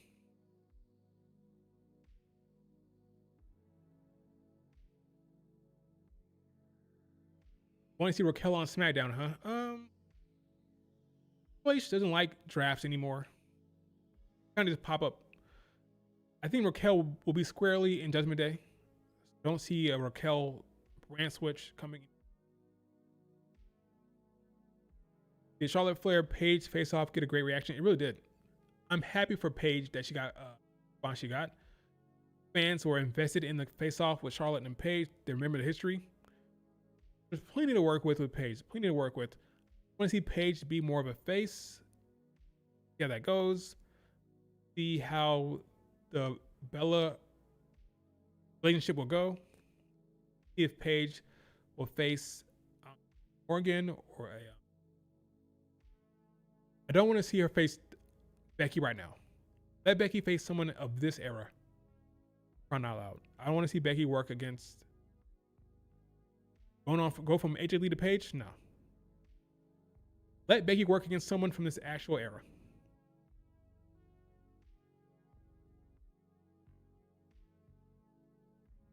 Everyone in WWE is in AEW is getting paid regardless of their match times. That's true.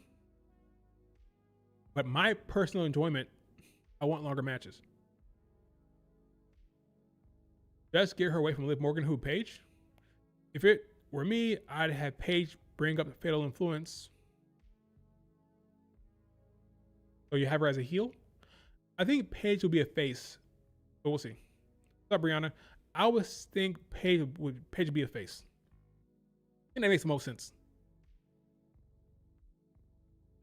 Maybe face Paige.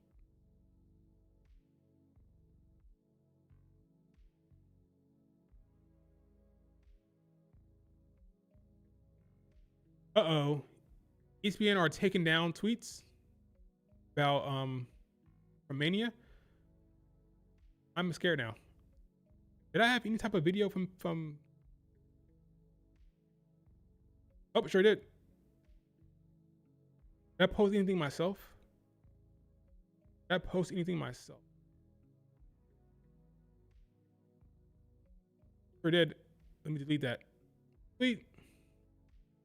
Anything else? Other video? They are copyright striking stuff. I think it's ESPN. I think it's ESPN for sure. Because WWE doesn't do that. They don't do that. AW does it, but not WWE. I think it's ESPN doing this. Look at this. They are copyright striking videos. So be wary. ESPN cracking down on those PLE clips. I think when it comes to Raw and SmackDown, you're still good. PLEs are copyright striking it. So be wary. Do I have anything else here from that I uploaded myself?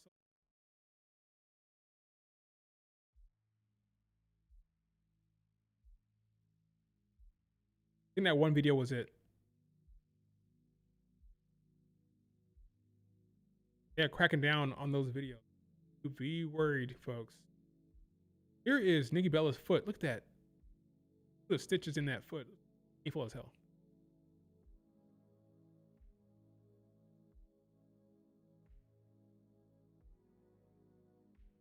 Anyway.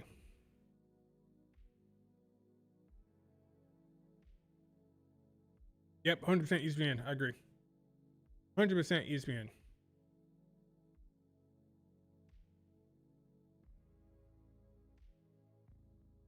They have to bring up the other two girls with JC Jane. They don't have to. Would I love to see it? Sure, but I don't think it's happening anyway.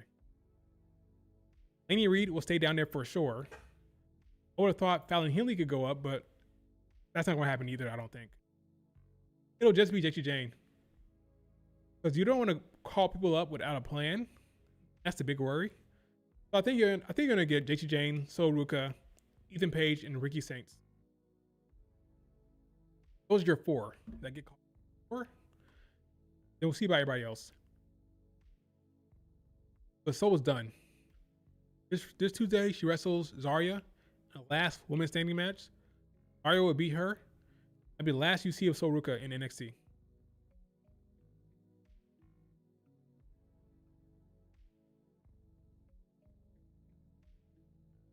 Stephanie, tears in her eyes. Absolutely. And sorry, guys, because she lost.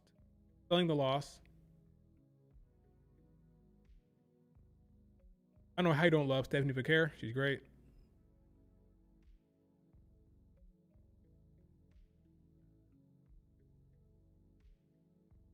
They've got long plans with Laney Reed in NXT. I agree. Laney Reed has a while to go. We'll be mixing it up with the women down there. The Kendall Grays, folks like that. So, a long way to go. No call up anytime soon for Laney Reed. Fallon Henley, I'll be worried for her. If I was her, I'd be worried. She's older than JC Jane. Been there the same amount of time. But when is she going to get called up? Maybe she takes over Fatal Influence. But then who joins?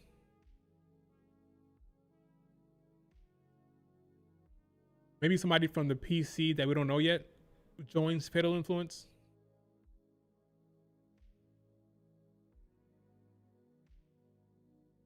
I told you to be worried about Fallon Henley. When have I not been worried about her? I've said if I was her, I'd be worried. I'm not called up.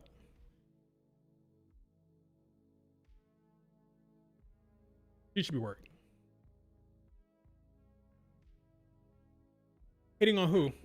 Who's getting hating on? Who's been hated on? Fallon? There's no point. I disagree. JC Jane can stand on her own. JC Jane's a good worker, good on the mic. She can stand on her own as a call-up. They can put her in a faction if you want to, but I don't think you have to call her up as a leader of the Fatal Influence. She's fine on her own. She can go. She can work. She's talented. I'm a big fan of hers. She'll be fine. Hitting on night one. What was better? This year's night one or last year's night one, in your opinion? Mania 42 night one or Mania 41 night one? What was better? Honestly, I'm not sure. The issue you're going to run into that last year's night one main event was great.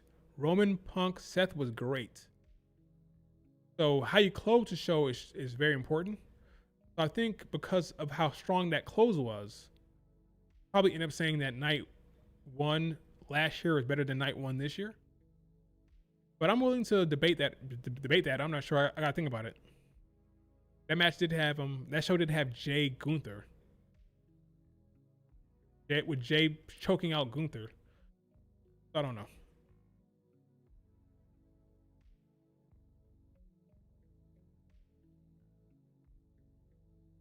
Very polarizing show night one was.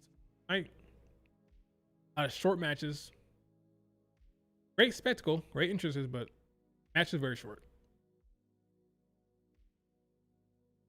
Can't get me to be excited about Liv Morgan, Stephanie being 6 minutes and 50.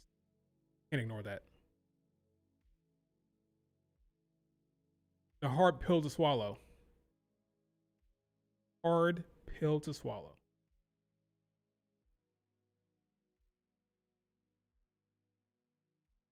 Is that true, Kevin? If you put all 3 women's matches together, Charlotte versus Rhea Ripley was longer?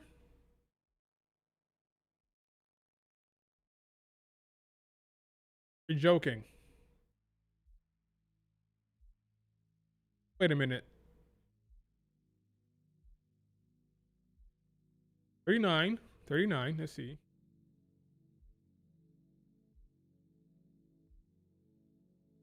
Charlotte Rhea Ripley was 23 minutes and 35 seconds.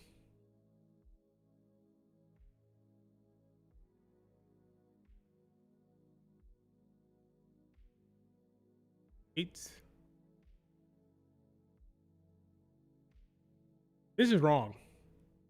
What's happening right now? Like, why is this thing saying 9 minutes for Liv?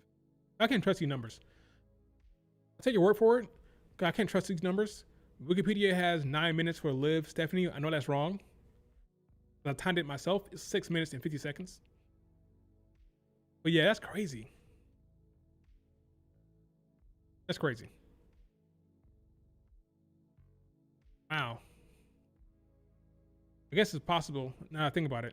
Damn, that's crazy. What was going on? I mean, did they have to get more ads in? Like, what's happening right now? I don't understand it. I got to figure it out. There need to be a conversation, an explanation about why the matches were so short.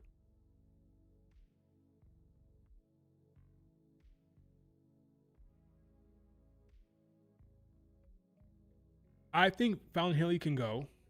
I like Fallon Henley. So I think she'd be better in a faction or group, yes. I'm more worried about Fallon Henley on the main roster than I am JT Jane. I think JT Jane can adapt. I think she can make it work, make it happen. So I think Fallon Henley should be in a group, probably, but we'll see. We'll see what happens in NXT. I do believe they'll split them up. JT Jane will go up by herself. So see how Fallon Henley works by herself in NXT or as a leader of Fatal Influence going forward. There's plenty to see. Jury is not out on Fallon Henley.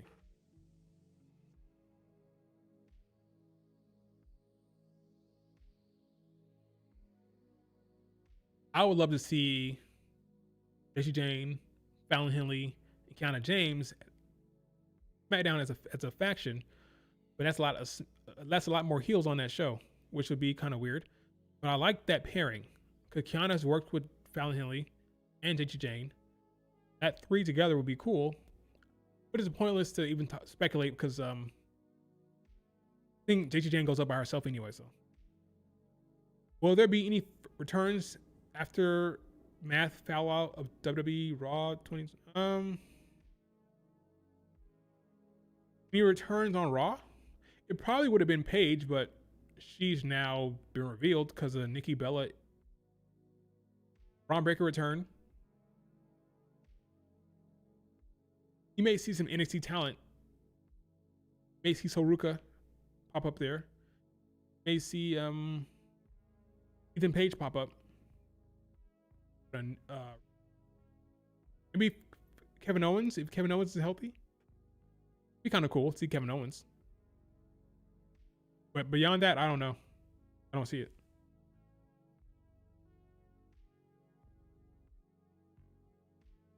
Jade, Rhea Ripley tonight will have the IWC talking, boy. We'll have the IWC talking.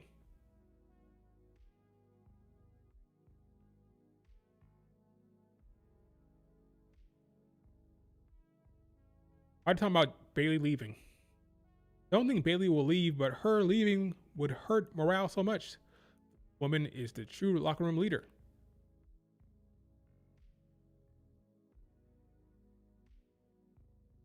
I think Bayley should turn heel. Why is Bayley trending? Let's see.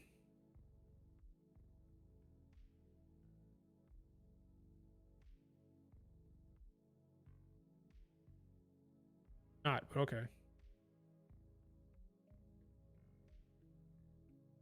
Bayley leaving fast as fuck. She's so mad. Bailey's mad walking back. Turn her heel at this point. Turn Bailey heel.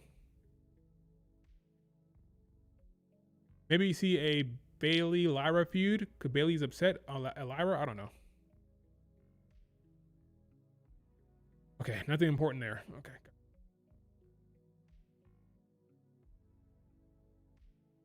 JT Jane debut on Raw. Yeah, I see that as well. That'd be a good one. Be good to see JT Jane debut. I agree. Who's she face? Who did she face on Raw? Maybe a Roxanne. Maybe Ivy Nile. Somebody like that. But I could see JT Jane debut on Raw. That'd be cool to see. I like her a lot.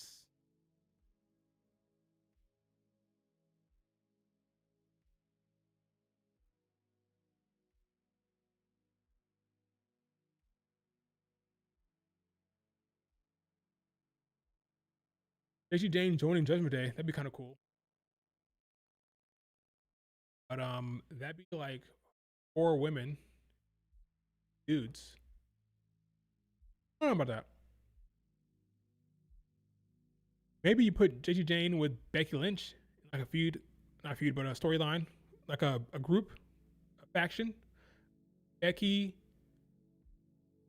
What was the last Becky Lynch faction? Never was one, right? You have Becky, JT Jane, anybody else?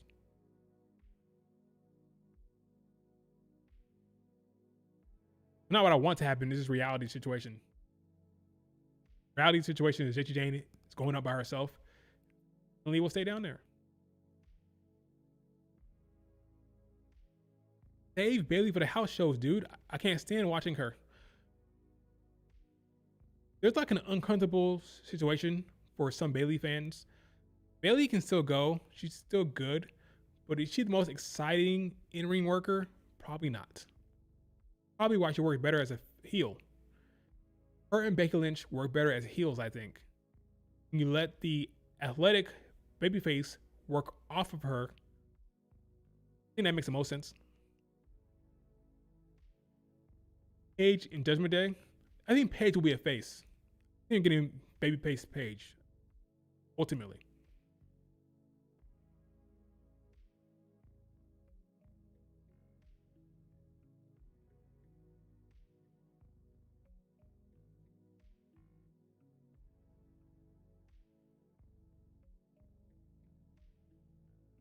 I agree. JJ Jane will be fine.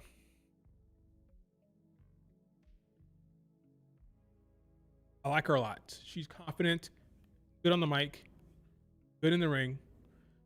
She has the goods to be fine. But yeah, I'm curious to see what happens post Mania. What will be the direction for these talent? What will be the storylines going forward? What's happening with Paige? What's happening with Bailey? What's happening with Soruka and JC Jane? That's all interesting. I'm more interested in that than I am the results of tonight's matches.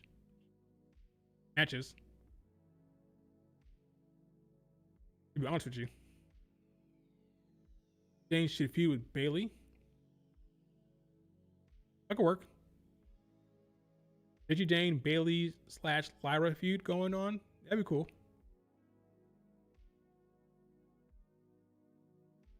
Roxanne was completely floundering before they put her in that. I'm a person that thinks factions are great, especially for talent that get called up. Gives them TV time, gives them direction. I love factions for talent getting called. I think Kiana James benefited from being paired with Julia, more so than Julia did, honestly. That worked out for her. You argue it didn't work out for Julia, but Kiana James working with Julia, being her mouthpiece, put her on TV. She got looks, she got opportunities. They saw, wow, this girl talented. Put her in the chamber. Right? So I think pairings and factions are good for young talent. Unless you're like a Trick Williams or Obafemi, right? Other talent, factions are good.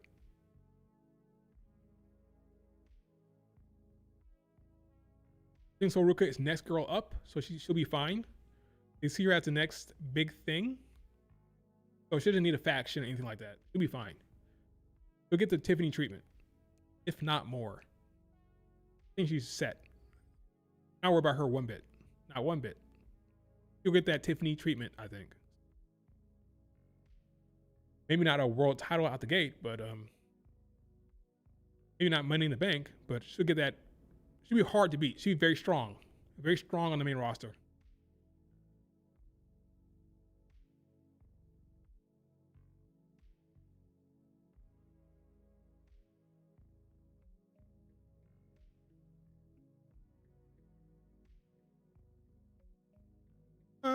Johnny Compton, you might be reading too much into Bailey's facial expressions.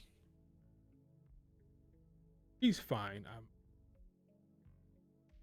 I mean, I don't know. We don't know, but I don't think we can read too much from her face.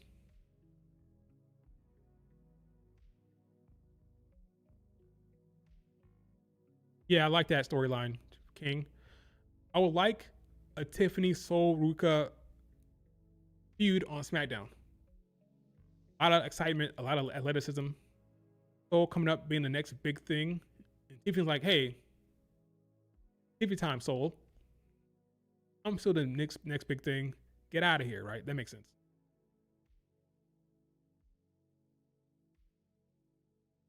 Oh, I got you, Johnny. Okay. Any last questions before I wrap it up here? It's been 2 hours. Soul will be good on SmackDown, I agree. Middle influence jumps Stratton. So Stratton will still be a face. I think we're going the heel route with Tiffany Stratton, but I could be wrong. I prefer Tiffany as a heel. She had that backstage segment with Chelsea Green. She won her match clean. She beat Jordan Grace clean, but we'll see what happens with Tiffany. I like her more as a heel.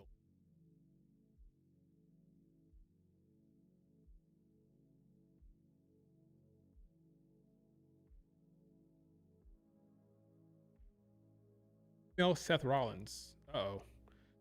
Yeah, she's high risk, high reward.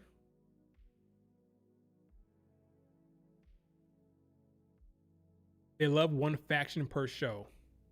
What do you mean? Judgment Day on Raw, FTs on SmackDown, Fatal Influence. Now we have Blake Monroe and Vanity Project. We have Dark State, Jade Cargill and her faction as well. Hey, bring on more faction, I say. More the merrier with faction. Gives people directions. Secret Service. Now that I think about that, now I think about the Secret Service, Piper Niven has been out for a while. Good for her. Is that a neck problem?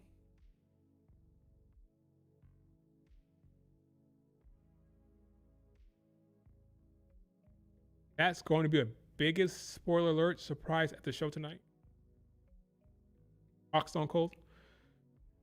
Do we really care about them? Not really.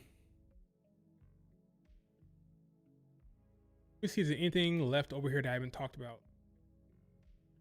Final check. Let me check Reddit real quick.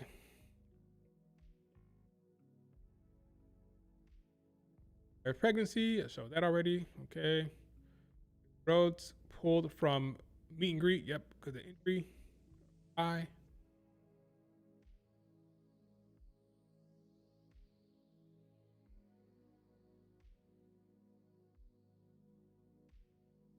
Will Femi better win tonight? Dragunov.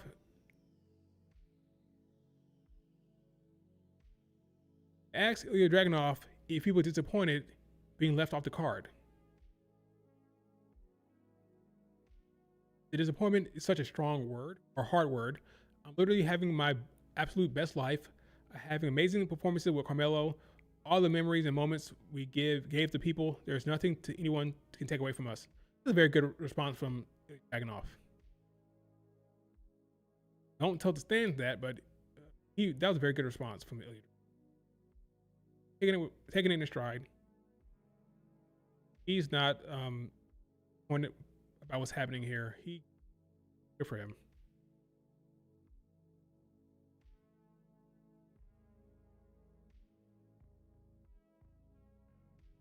All right.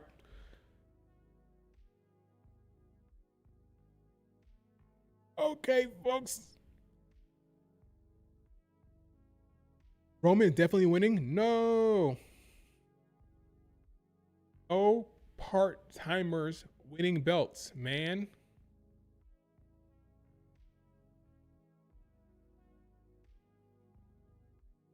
Oh, part-timers winning belts. Look, Grande Americano living his best life. Host Tiffany. Good for Ludwig Kaiser. Good for him, man. Good for him.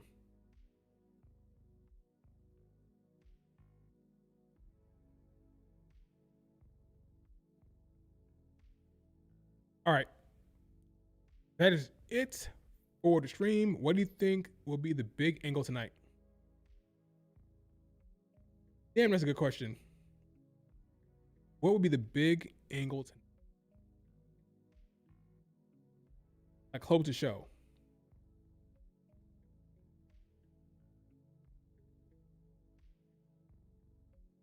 That's the thing. I don't know. Like, what could happen in the main event?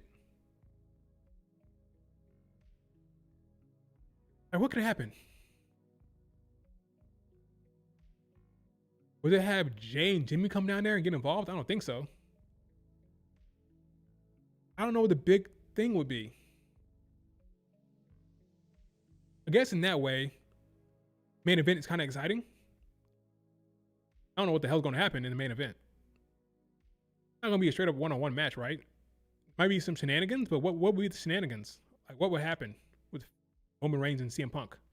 What could possibly be the shenanigans that happens?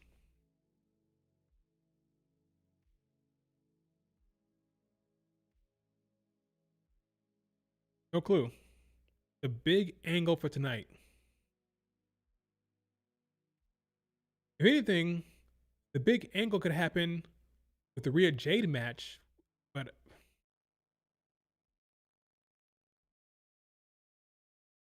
I'll be curious to see what happens. I'll be curious to see what they do with CM Punk and Roman Reigns. I don't know. I have no clue. You see the Usos trying to help Knight turn on LA Knight. That'd be kind of weird to have LA Knight be a part of the main event. Maybe someone else in Roman Reigns' family gets involved. I don't know. No clue. We'll have to see. All right, folks, do me a favor, hit like, subscribe if you're not subscribed, leave a comment. Hopefully tonight's good. If not, I'll be on tomorrow to complain. But we'll see. All right, later, guys.